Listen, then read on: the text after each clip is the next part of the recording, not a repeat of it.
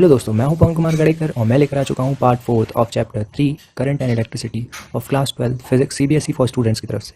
तो चलिए स्टार्ट करते हैं। पिछली वीडियोस में हमने देख लिया था अल्टरनेटिंग करंट, डायरेक्ट करंट वगैरह वगैरह, टाइप्स ऑफ करंट बेसिकली। और अब हम इस वीडियो में देखने वाले हैं कि करंट को कैरी कैसे किया जाता है, किसके द्वारा किया जाता है। सपोज हमारे पास सॉलिड होता है, मटेरियल किस टाइप के होते हैं, सॉलिड, लिक्विड, गैस। अब इनमें करंट कैरी होता है, ठीक है। अगर होता है तो वो कैरियर्स कौन होते हैं, वो करंट को कैरी कैसे किया जाता है और किन के द्वारा किया जाता है, वो हम इस वीडियो में देखेंगे, ठीक है। तो चलिए स्टार्ट करते हैं। सबसे पहले अगर मैं सॉलिड की बात करूँ तो सॉलिड में फ्री इलेक्ट्रॉन जो होते हैं वो कैरी करते हैं करंट को। अब कैसे, फ्री इलेक्ट्रॉन क्या होता है, फ्री इलेक्ट्रॉन ही क्यों बोल रहा हूँ, इलेक्ट्रॉन्स भी तो बोल सकता था, लेकिन फ्री इलेक्ट्रॉन क्यों बोल रहा हूँ वो आपको मैं समझाता हूँ, ठीक है। तो एक सपोज ये मैं सॉलिड ले रहा हूँ, एक कॉपर वायर लिया मैंने, इसको बैटरी से कनेक्ट किया तो इसमें करंट दौड़ेगा, ठीक है। बिना बैटरी से कनेक्ट किए करंट नहीं दौड़ता, क्योंकि उस टाइम जो फ्री इलेक्ट्रॉन है वो रैंडम मोशन करते हैं। तो मैंने बोला है कि करंट तभी जनरेट होता है जब सारी चार्ज एक पर्टिकुलर डायरेक्शन में फ्लो कर रहे होंगे, ठीक है। ये आपने पहले वीडियो में देखा था।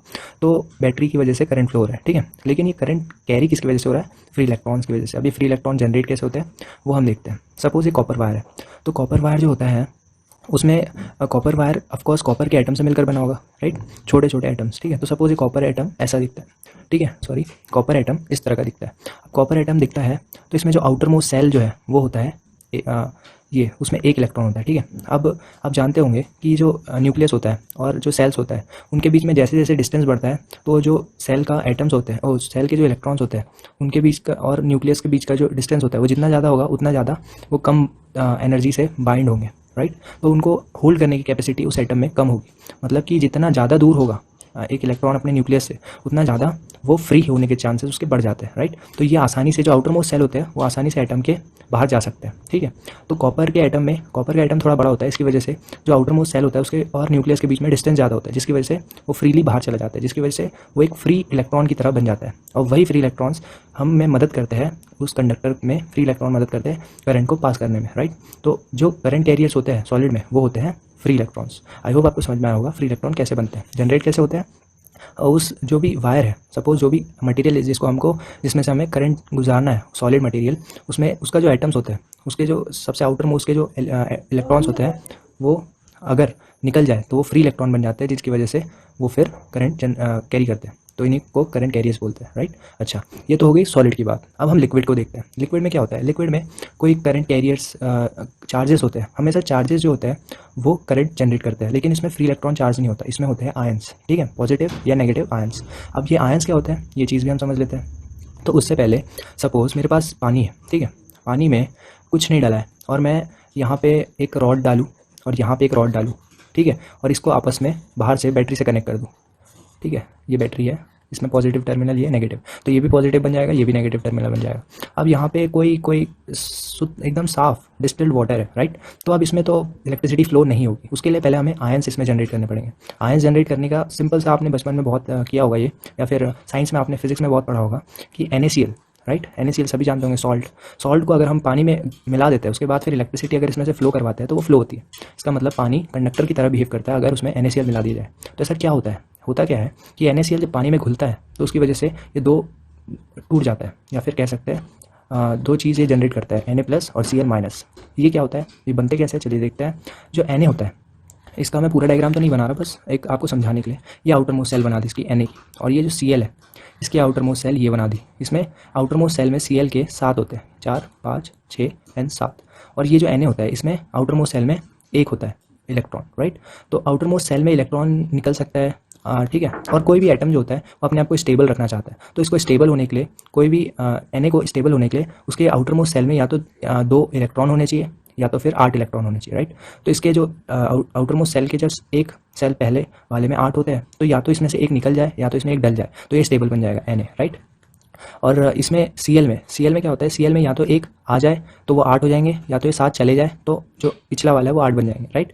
तो जिसकी वजह से ये स्टेबल बनेगा। तो इसको साथ देने में तो बहुत मुश्किल होगी, इसलिए वो एक लेना चाहता है हमेशा।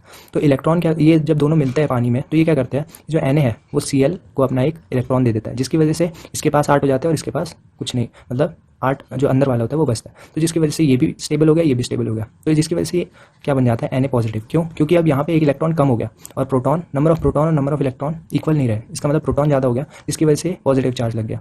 अब Cl में क्या हुआ, Cl नेगेटिव बन जाता है। क्यों? जिसकी वजह से, क्योंकि यहाँ पे जो नंबर ऑफ प्रोटॉन है, नंबर ऑफ इलेक्ट्रॉन इक्वल नहीं रहे, यहाँ एक इलेक्ट्रॉन ज़्यादा हो गया, जिसकी वजह से नेगेटिव चार्ज। ठीक है, तो Na पॉजिटिव और Cl नेगेटिव को ही हम आयंस कहते हैं। इसका मतलब आयंस वो होते हैं जो वो एटम्स होते हैं या मॉलिक्यूल्स होते हैं जिसमें टोटल नंबर ऑफ इलेक्ट्रॉन और total number of proton equal नहीं होते, जैसे कि Na positive Cl negative, right. Stable हो गए हैं लेकिन इनमें इक्वल नहीं, तो इन्हें आयंस कहेंगे। और ये जो होते हैं वो चार्जेस होते हैं, जिसकी वजह से इसको अगर ये फ्लो होंगे एक पर्टिकुलर डायरेक्शन में तो क्या होगा, करंट जनरेट होगा, राइट। तो वही होता है लिक्विड में, बहुत सारे आयंस होते हैं। NaCl का एग्जांपल दिया मैंने, बहुत सारे और भी आयंस होते हैं, जिसकी वजह से क्या होता है, इसमें ये पॉजिटिव है तो जितने भी नेगेटिव आयंस होंगे वो सारे पॉजिटिव की तरफ अट्रैक्ट होंगे या फिर मूव करेंगे। जितने भी नेगेटिव वाले होंगे, पॉजिटिव वाले आयंस होंगे वो सारे नेगेटिव की तरफ मूव करेंगे, और इनके मूवमेंट में एक पर्टिकुलर डायरेक्शन है, जिसकी वजह से करंट जनरेट होगा। तो जब करंट जनरेट होता है, वो कैरियर्स कौन होते हैं, लिक्विड में करंट जनरेट करने वाले कैरियर्स होते हैं पॉजिटिव और नेगेटिव आयंस। ओके, अच्छा, तो ये हमने लिक्विड के लिए समझा। अब हम गैस के लिए समझते हैं। गैस में क्या होता है, गैस बेसिकली एक नॉन कंडक्टर ही होता है, क्योंकि गैस जो होता है उसमें क्या होता है, कभी भी गैस जो होता है वो हमेशा स्टेबल एटम से ही मिलकर बना होता है।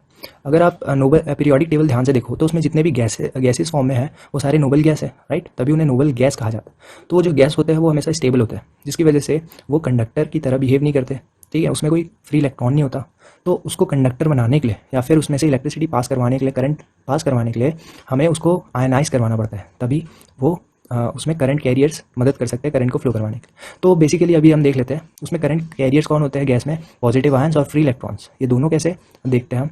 अभी इसको गैस को अगर हमें कंडक्टर बनाना है, मतलब इलेक्ट्रिसिटी पास करवाने लायक बनवाना है, तो उसके लिए हमें क्या करना पड़ता है, उसमें हमें आयनाइज करना पड़ता है गैस को। अब गैस को आयनाइज करेंगे कैसे, आयनाइजेशन होता क्या है पहले ये समझते हैं। सॉरी, आयनाइजेशन मीन्स कि कोई भी गैस का एटम ले लिया, सपोज ये मेरे पास एक गैस का एटम है, राइट, और इसका ये आउटर मोस्ट सेल है, इसमें इलेक्ट्रॉन है बहुत सारे, सपोज बहुत सारे मतलब 8 होंगे, 3, 6 और 7, 8। तो इसमें 8 है क्योंकि ये स्टेबल है, क्योंकि गैस का एटम ज़्यादातर स्टेबल होते हैं, तो मैं स्टेबल मान रहा हूँ उसको, ठीक है। तो स्टेबल है, तो आयनाइजेशन मतलब क्या कि इसका जो आउटर मोस्ट सेल का एक इलेक्ट्रॉन है हम बाहर निकाल लेंगे, ठीक है, एक इलेक्ट्रॉन मैंने बाहर निकाल लिया, जिसकी वजह से ये अनस्टेबल हो गया, ठीक है। जो भी एटम होगा, सपोज एटम, अब इस पर क्या आ गया, एक पॉजिटिव चार्ज आ गया, ठीक है, जिसकी वजह से एक आयन बन गया, पॉजिटिव आयन बन गया, राइट।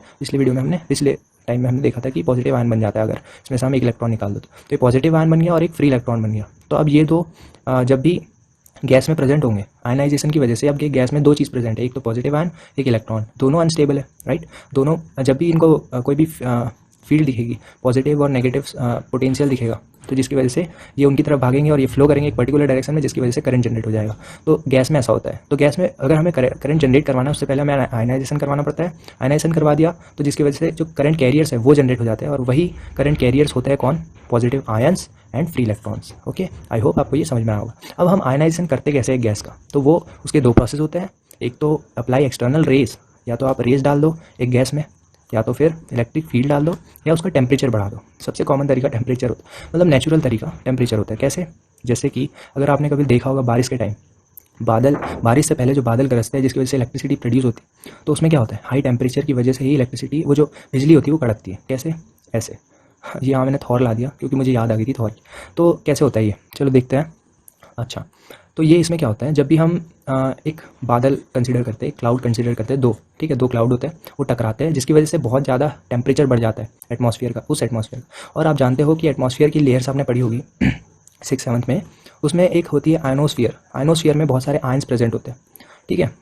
तो आयंस प्रेजेंट होते हैं, और आप जानते होंगे कि अर्थ जो होती है वो न्यूट्रल होती है, तो जिसकी वजह से अर्थ न्यूट्रल है, यहाँ पॉजिटिव या नेगेटिव आयंस है, और यहाँ टेम्परेचर बढ़ गया, जिसकी वजह से आयनाइज्ड हो गया एटमॉस्फेयर, या गैस कह लो, जो भी गैस यहाँ प्रेजेंट होगी वो आयनाइज्ड होगी। इसका मतलब यहाँ से अब इलेक्ट्रिसिटी प्रोड्यूस या ट्रांसफर हो सकती है, करंट ट्रांसफर हो सकता है। और चार्ज कैरियर कौन है, मैंने अभी बताया मैंने, पॉजिटिव आयन और फ्री इलेक्ट्रॉन, जो कि ये गैस की वजह से बन गए। अब ये जो होंगे फ्लो करेंगे अर्थ की तरफ, क्योंकि यहाँ न्यूट्रल है और ये इधर पॉजिटिव है, तो पॉजिटिव से न्यूट्रल फ्लो करेंगे, जिसकी वजह से आपको लगता है बिजली कड़क रही है। तो यही होता है बिजली चमकने का फिनोमेना, जिसकी वजह से ये होता है। तो थैंक यू, आपको आई होप समझ में आ गया होगा। Thanks for watching.